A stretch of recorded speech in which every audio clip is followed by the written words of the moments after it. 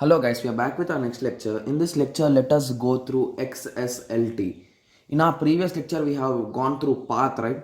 Guys, to understand this concept, you need to have some idea on path, guys, like why we need path here. So basically, in each and every element here, you will be using the path.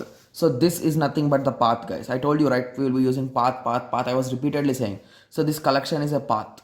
Similarly, here also we used this title is a path, this general is a path, this year is a path. So these are nothing but some kind of paths. So basically you need to have some idea that why we are using these paths. So I'll be just giving you an introduction about that, and please watch the previous lecture, guys, if you haven't watched it. Okay, so basically path is nothing but if there are some thousands of components in a website, to select a particular type or a particular attribute or particular type of attribute, it might be element or it might be a structure. So anything, the each and everything will be having a particular path, that is nothing but X path. Okay, so each and every element will be having a unique one, guys. So that is the main thing that you should understand. Okay, so once you are clear with this, you can learn some basic, you'll get some basic idea, guys. Don't worry about that. Okay, so first, before discussing directly into XSLT, so first let us go through XSL. So this XSL is nothing but extensible styling language. Okay, so basically once you hear the styling language, the language that comes to your mind is CSS, right? Yes.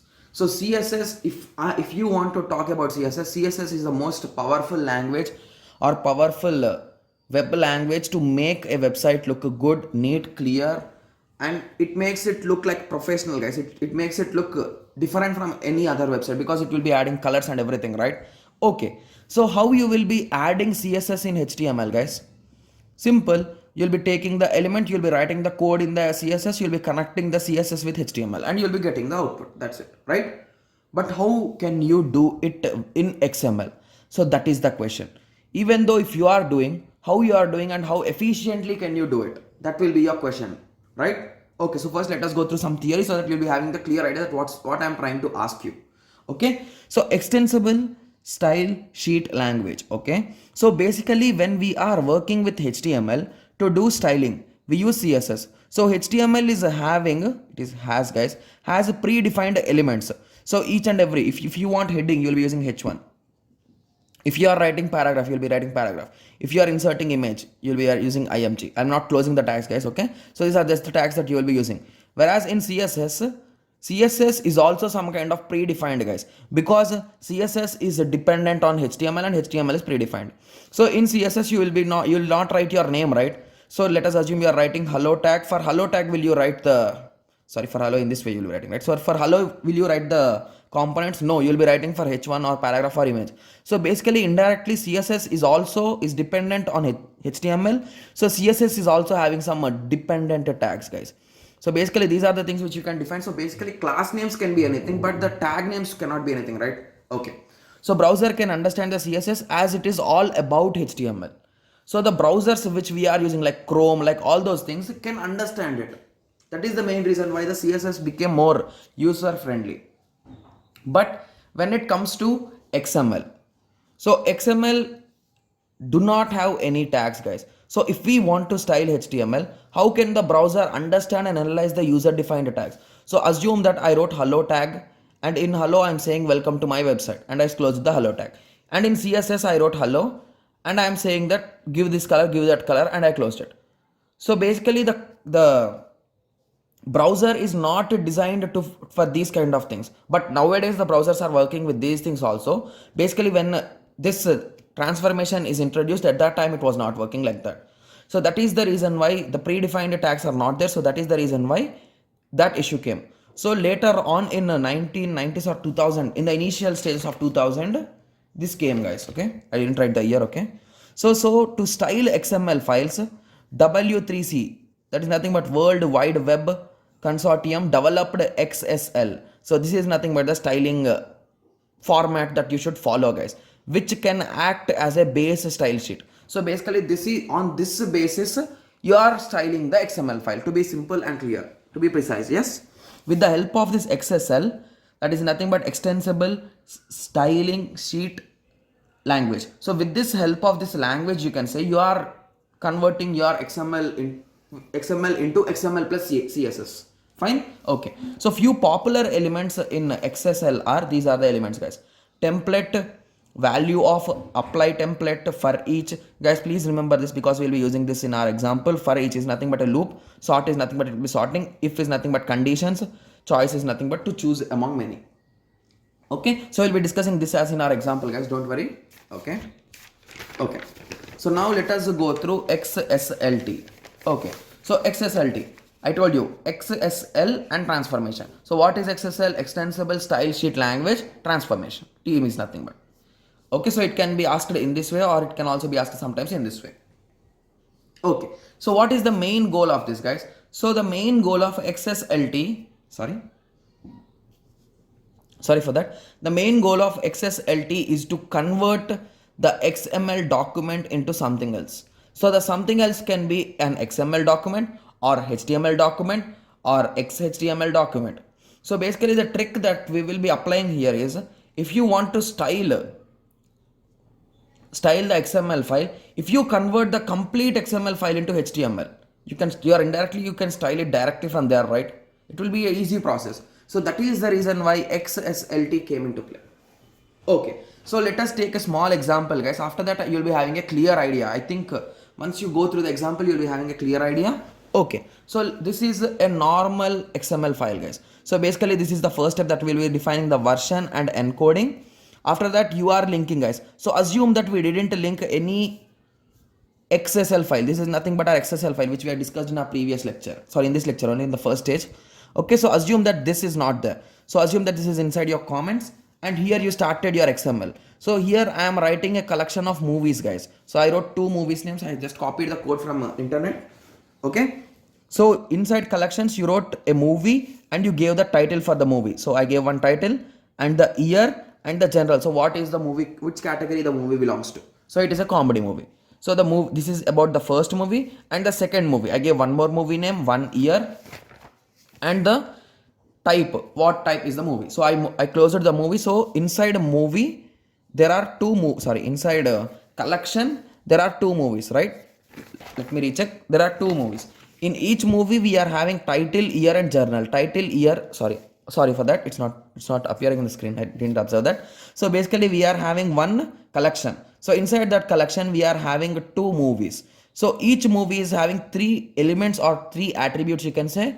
That is nothing but title, year and general. Title, year and general. Okay, so this is our small tree structure. So if you run this code, whatever code which you have written here, so if you run the code, the output will be in this way, guys. You'll be getting the movie name, the year, the category. Movie name, year, category. So you'll be getting a single line. So there is no structure for it.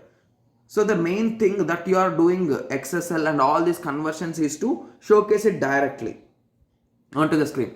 So basically if you add this XSL, so I have just assumed that I have added this line now. So XML style sheet refers to move.xsl. So I gave the name as move, guys. Okay, and the type is XSL. Remember that it is not CSS, it is XSL, extensible style sheet language. Okay, so now we will be defining that XSL. So the same XML we will be writing this XML command. So this is 100% mandatory to write, guys, because we are using a framework, or you can call it as framework, or you can say that this is a predefined version of style sheet. That is nothing but extensible style sheet language. For that was defined, sorry, it is 1999. I told you, right, in 2000 or 1999. So it was introduced in 1999 and it was introduced by W3, and you can find the documentation and everything there.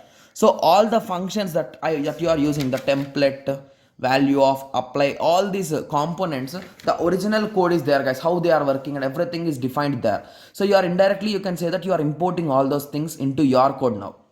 Okay, so now you are making a template. So basically for your understanding, for now you can assume that template is nothing but your screen, guys. You are making this as a template to store something or to print something. Okay, so now what you want to print inside that template, you are matching it with collection. So what is collection? If you cross check it, collection is our root, guys. So this is our collection, right? So C, I'll be writing it with C. So now we are directly connecting our collection. So basically your collection will be printing inside this somewhere or somehow. Okay, so after that I have started HTML body and I am now drawing a table, guys, with border one. So I have just designed a table with the 3 headings. So it is nothing but 3 columns with the title, general and year. Okay, so after that I'll be trying to read the values from our code. Okay, so basically here there are only 2 movies that I gave right now. So if you assume an example of Book My Show or any kind of website, movie website, there will be some thousands of or lakhs of movies, right, on those websites. So in those websites, will you be writing the individual code for each? No, you will be using a loop, right? So here I am using a for each loop. So in Python also they'll be saying that for each loop, or in Java also I think so. In Java also they'll be saying for each loop. In C also we are having for each loop. Okay, it is same as for loop, but they will be calling it as for each with some syntactical changes. Okay, so what we are selecting using this for each loop, we are selecting the movie. So I told you movie means all the things or all the components which belongs to movie. This is also a movie, this is also a movie. This is a title, this is a general, and this is year. Title, general, year, right? Okay, so now we are selecting these 2 components here. If there are some hundreds, all the 100 will be selected one after the other. Please remember that. So we selected, assume the first one. So our table is ready, right? So I'll be just drawing it again here. So we are having title, general, and year, right? Okay. So our table is ready. So now you took the first value. Let us assume the first value is X, and the general it is comedy, and year is 1990. Okay, similarly for the next iteration, you'll be getting the next values. So here you are collecting the value. So your value of, you are collecting the value is nothing but value of. For each means for each. You are doing an iteration. Select means you are selecting that particular thing. Okay. So select title. So again you are selecting here title. So inside movie, what is the title, guys? Inside movie, the first title you will be getting. Inside movie, you are getting the second general. You are getting the year. So in that way, you are collecting from there. Okay. So in this way, you will be collecting the 3, and this continues until you complete all the movies. I told you, whenever you are doing in this way, when you are giving the directly the name or with the slash, the automatically all the nodes with that name will be selected. Okay, so at the end you will be closing your row, your loop, your table, your body, your HTML, your template, and your style sheet. So everything should be closed, guys. Make sure that you are closing them, so the final output will be in this way. Okay, so basically the thing that we did here is that whenever this file, this XML file is sent to show the data. So basically if you are using this, if you are opening in some other thing, it will be just having the data, guys. It will not be having a table and neatly, and it will not show everything. But whenever you are opening this with a browser, so basically when you will be using browsers, guys, to open some websites, right? So that is the reason why when the website is there, it should not be in this way, right? It should be understandable, easy. So which is understandable? This is understandable. Sorry, just a second. This is understandable and this is easy. So in this way it will be printed. Okay. So I hope everyone got a small idea on this. So I have just got this diagram on Tutorials Point, I think so, guys. From that website I have just copied the diagram and the theory. So I hope everyone can go through the diagram. So basically the first thing that we have is XML document. So the code we have, right? So for that we have designed the XSL. So if you give these both to your XSLT processor, it will be resulting out your result. So that is nothing but you just need to link them, guys. That is the only process that you will be doing here, and you will be getting your result. So after result, you will be formatted it based on the W3C standards. Okay, after that you will be opening it on your browser, it will be opened. So basically why I am saying W3 is nothing but this is the standards which is followed by your browsers. So indirectly when you open the resultant document, it is forced to open with browsers. So browsers will follow W3C. So based on the W3 rules only, your things will be displayed. So that is what it is written here, guys. These are nothing but the steps that are going here. So I hope everyone got a clear idea on this XSLT. So if you talk about the advantages, okay, so just give me a second. Okay, so it is independent of programming. So basically you are not writing any, are you doing any changes in XML, guys? No, you are just adding one single line in your XML, that's it. So it is independent, and it can, modifications can be done in directly. So let us assume you want to change a small change here. So you want to do display with one more column. So just you will be adding here one more field, and here also you will be adding in the table headings, you will be adding one more field. That's it. So in that way it is really easy and simple, and the appearance of your website will be increased, guys. Okay, and the readability will be increased. Okay, so I hope everyone got a clear idea on this. So in the next lecture we will be introducing XML parsers. So let us meet in the next tutorial. Thank you. Thanks for watching.